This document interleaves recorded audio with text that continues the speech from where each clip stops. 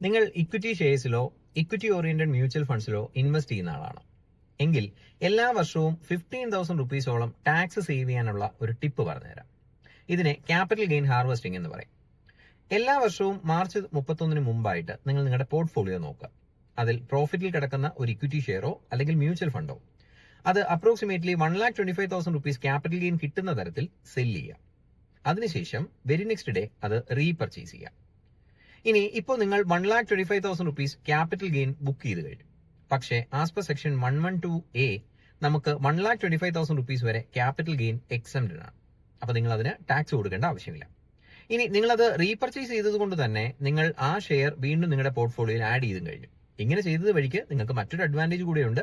നിങ്ങളുടെ purchase price ഇപ്പോൾ കൂടിക്കഴിഞ്ഞു. Subsequently നിങ്ങൾ ഇത് ആക്ച്വലി സെല് ചെയ്യുന്ന സമയത്ത് നിങ്ങളുടെ അന്നത്തെ ക്യാപിറ്റൽ ഗെയിൻ എഗെയിൻ കുറവായിരിക്കും.